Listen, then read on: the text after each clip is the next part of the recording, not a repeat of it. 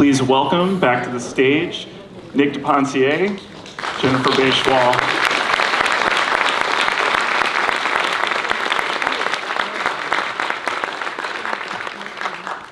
The credits are really long, so as you can imagine.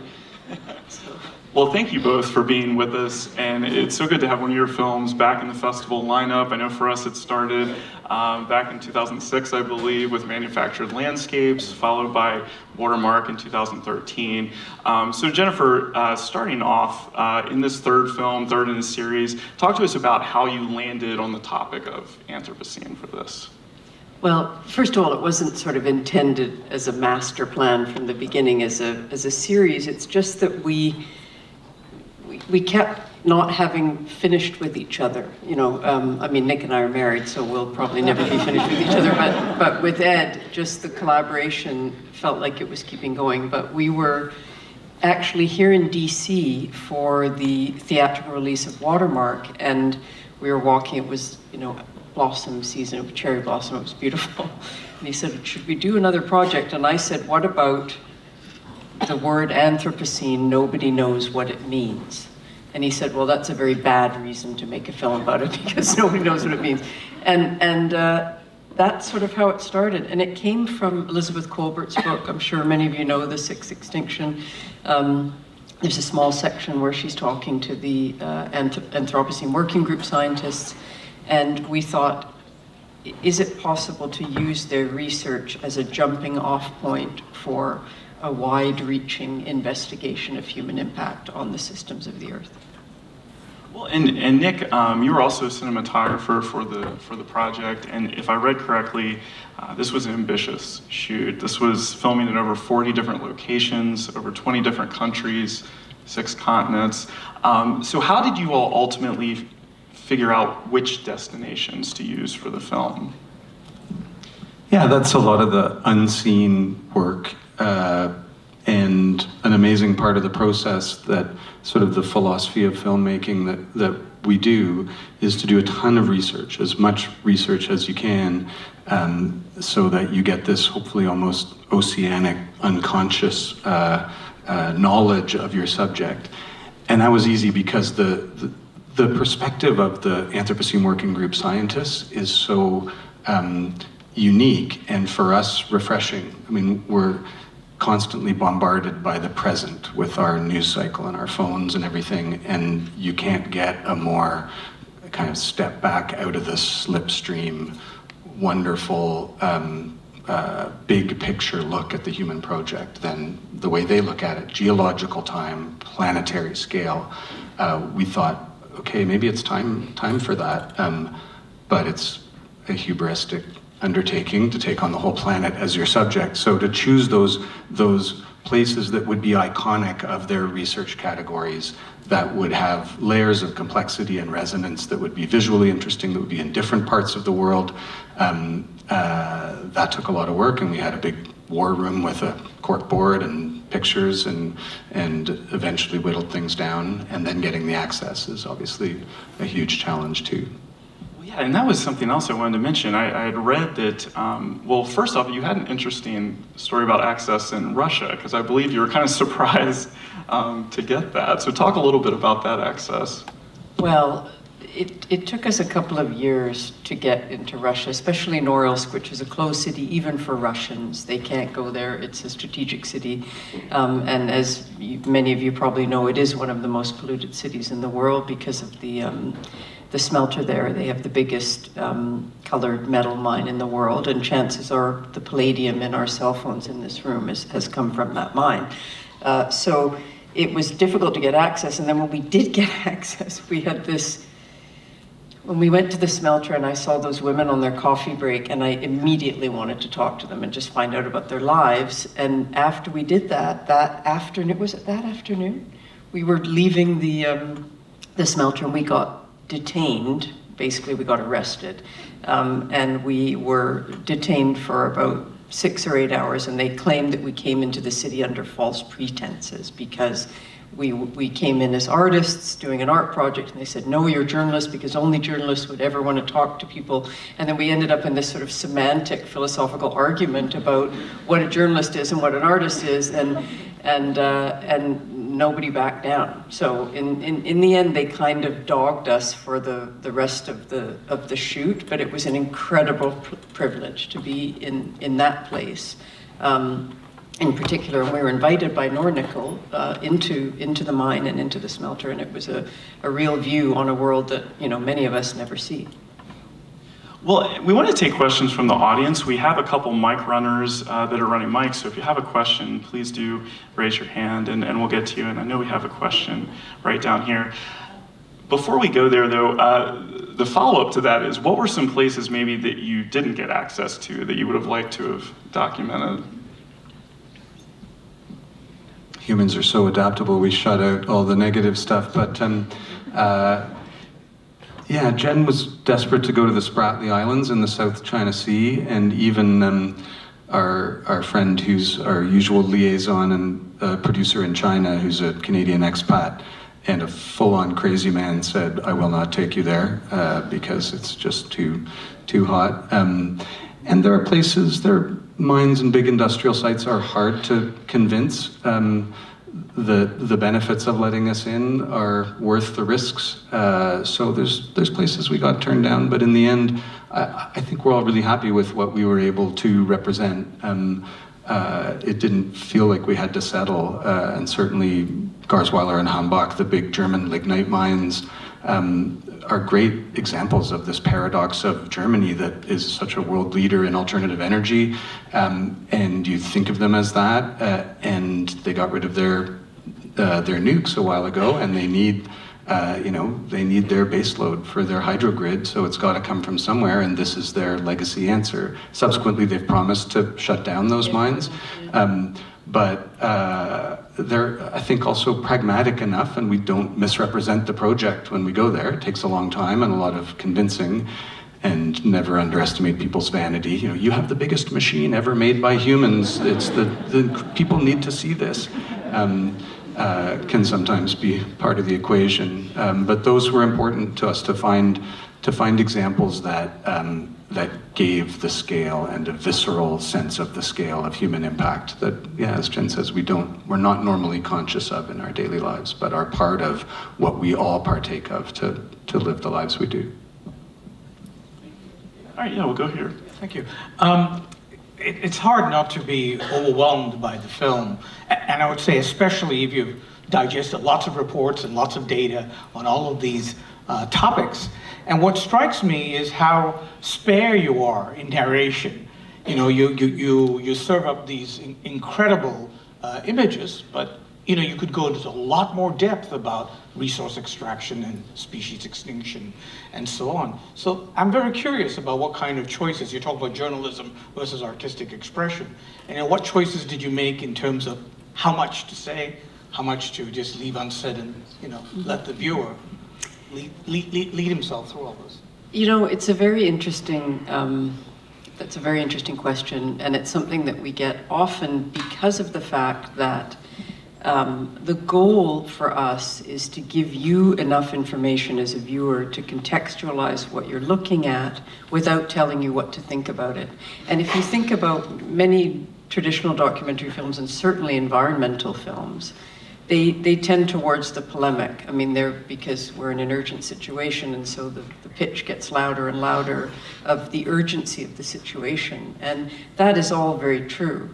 And that's one way of conveying information. And I would say that since Manufactured Landscapes, what we found is that this kind of quiet, experiential understanding that can come from being taken to places you are responsible for or connected to but would never normally see creates a different kind of shift in consciousness. And so, you know, in Manufactured Landscapes in the beginning, we had so much narration at one point talking about how many irons the factory made, etc. And then you realize that that just made you, as a viewer, kind of turn off and become passive.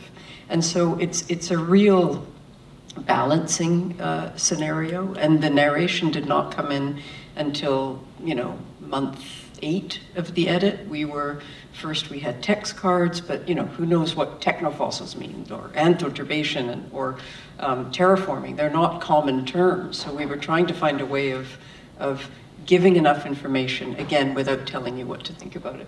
All right, other questions? Okay, we have one over here. Also, while he's getting the mic, talk about your distribution too for this. So what are some next screenings that you all are looking at? Are you going to try to get this screened next? So look for it in September, nationwide, quote unquote, for an indie documentary, not like a studio release, but Kino Lorber is the distributor, and we're working with them to try and work with a lot of organizations who might want to use this as a starting point for a conversation, as a rallying point for an event or an evening for their members or their donors. That's our best ambition for this work, to help it find an audience, because as you know, the commercial ecology changes a lot, and the internet makes it a lot tougher for it to be a money-making proposition. So there's other ways we hope that there's other kind of networks that we hope that it finds to find an audience. Nice. All right. Yeah, Ed Bertinsky is known for his big industrial photographs. I'm curious if you guys could describe how the collaboration worked with him just that. Yeah, we always joke that, we're in a location, and Ed is standing waiting for the light. Like, he finds the place in a context to convey the wide view of that place, which I have to say is a very difficult thing to do, especially in some of the locations we go to. It's not obvious to know where to stand, but he will find that place, and then he'll wait for the light, and he will convey the wide view. Meanwhile, Nick and I are running around, finding the detailed narrative threads that bring that wide view to life. And so it's very much a dialectic of scale and detail all the time. And I would say that is something that is true, and probably formally the most important thing in all of the films, as well as an ethical way of engaging with these contexts and their subjects. So that's one thing. But in this film, because it was so, all the locations, it was such a long process, 5 years, we sometimes split up. And so Nick and I would go somewhere, and we'd sort of talk about it remotely. And Ed would take photographs, and he might shoot a bit of footage somewhere. And then Nick and I would go and hit particular stories that we wanted to do. So everybody was working at capacity in a way, and the threads were so intertwined creatively. The way that we were working, he was shooting stills, we were shooting film, we were doing augmented reality, photogrammetry, we were also shooting 360 VR, all at the same time. So film is a collaborative medium in general, which is not the case with photography. Photography is usually quite a kind of solo author act. And so in this case, we just all mesh together. And I think we think this is the end. It's a trilogy. I can't imagine what we do after the planetary scale of Anthropocene, but it's been a very rich collaboration. Thank you. Okay, so there's a question I've been trying to get an answer to. It's very strange hearing yourself on here. It's got to do with the Amazon.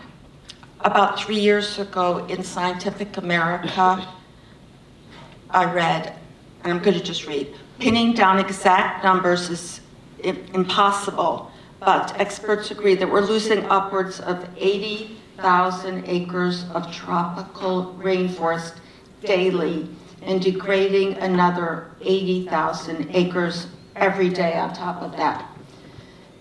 But this doesn't really give me a percentage, and I don't have a sense of, so what does that mean by the end of the century?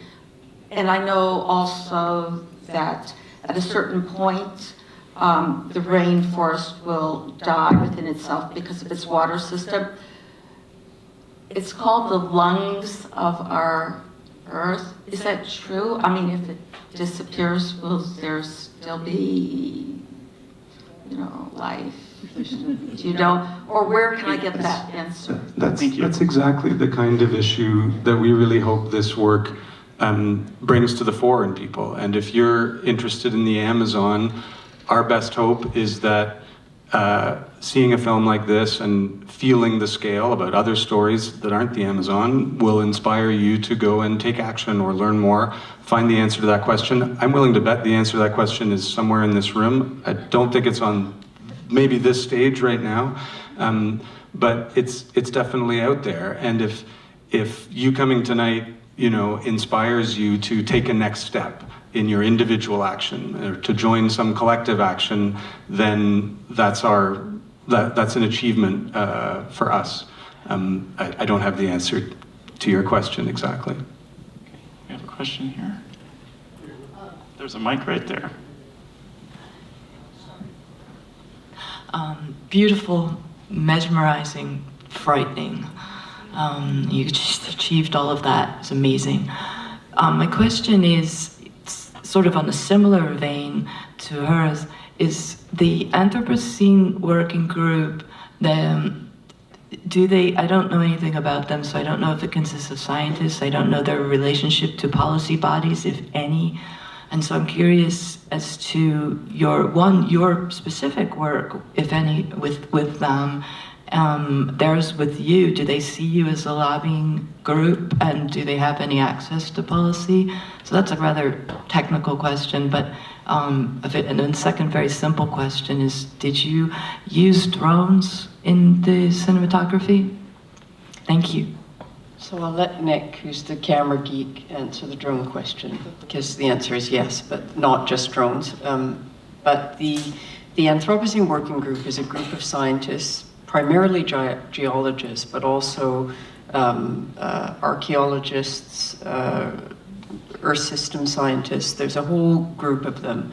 And they were convened by the International Commission on Stratigraphy, which is the body responsible for naming all the eras and epochs of the Earth, to investigate whether there was merit in the possibility of an Anthropocene epoch, that we've left the Holocene the past 12,000 years, and we have entered a new epoch that is dominated by humans. So they've been gathering evidence for 10 years. They're just about to publish a book, Cambridge University Press, that outlines all of their evidence. And we've been working with them since the beginning. Nick and I have been with them in their conferences. We've interviewed individual scientists all over the world. And when I say that their research forms a basis for the inspiration for this film, they also checked all of our facts in the book and in the narration, because we wanted to make sure that we were accurate. But what will happen is eventually this commission, they will hold a vote as to whether they are going to change whether the epoch has changed, and that will have enormous repercussions if it does. For the very first thing, as Elizabeth Colbert says, every geology textbook in the world will suddenly become obsolete because there will be a new epoch. On the other hand, there are many conservative geologists who argue that naming an epoch after yourself is an incredibly anthropogenic thing to do. There's a lot of hubris in that. And so we don't really know what way it is going to go and when the vote is going to happen, probably within the next 5 years.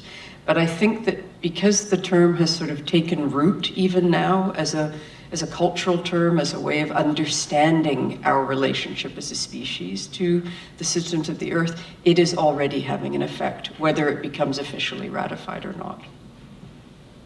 Drones and helicopters.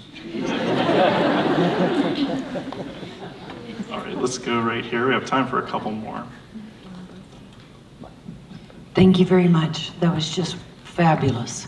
I thought particularly the part where you captured romanticism in a factory room with that kind of equipment, that was poetic. My question is, you mentioned just now something about a book, and I thought if there's ever a film I've seen that could use a study guide that could kind of say, where exactly were you? And I know it's too much to ask, who's the group you can join to say, really? How can we stop this or slow it down or correct it or modify it? So is there a book associated with it, and is it available now? There are two books. One is a big coffee table book of Edward Bertinsky prints and other representations of work that Jennifer and I did. Another arm of this project is a big art museum exhibition, which has played in Canada and is now going to Bologna in Italy, and that involves big photographic prints and video images and some of the new technology. And the books are part of that. They're sort of catalogs of the shows. There are a lot of books on the Anthropocene, and there are a lot of groups who are doing amazing work. Like we said in the intro, the conservation work of Nat Geo is a great example because we're sitting here, but there are so many organizations that we've interfaced with already in the rollout of this film. So I think it's not for us to name them. They're out there, and you will have particular interests and things that from your life that you might want to find a point of intersection. Listed, I mean, if you go to the Anthropocene.org website, there are all of the organizations that we've partnered with for years, like Waterkeeper, Swim Drink Fish, Environmental Defense, Eco-Justice, Ancient Forest Alliance. They're all listed there.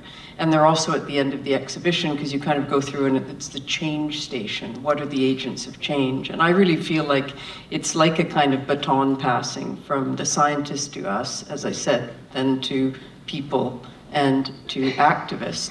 The book, both of the books, but particularly the big coffee table book, which is a little expensive, I'm sorry to say, but it has detailed captions for every single photograph. So you get, and we did enormous amounts of research to make sure that all of that was accurate. So everywhere we went is represented, why it's represented, how it connects back to the scientist categories. So that is certainly worth looking at. And the other thing that Nick didn't say is we're rolling out an educational program in Canada that we're hoping to also bring to the US, so that these modules and sort of broken down parts of the film along with 360 VR and the augmented reality and sort of cool ways of interfacing with this information can go to schools, kits that can go into schools. So we're doing that as well. Great. We have a question over here. Thank you for taking my question. It is a beautiful film, and I know it seems like part of what I get from this is that it helps me connect the dots. So for instance, when I was thinking about your train ride under the tunnel, I guess that's from Switzerland to Italy, I was thinking, well, that's pretty benign. And then I started thinking about what happened to all the debris that they had to tunnel out. And that took me to this gas pipeline that they're trying to build in Virginia that takes you across a national forest, a forest that hasn't been logged in 115 years. And to build the pipeline, they just chop the tops of mountains off. And they ruin creeks, and they have no place for storing stuff, and there are compaction problems. And so I want to thank you for making me come to that place and to understand how it's part of a larger connectivity. Thank you. Thank you. Thanks. We have time for one more, and we'll come down here. You did a magnificent job of capturing the scale. Thank you. You did a magnificent job of capturing the scale of human impact and destruction on this planet, and you also suggested in your very understated way the ultimate cause of that, which is the scale of us. It took until 1804 for Earth to get its first billion people, and we've added another billion just in the last 12 years. I'm organizing a forum at George Washington University on April 9th on tackling the population taboo. And I'm wondering, one of our panels is on messaging. We're having filmmakers on that.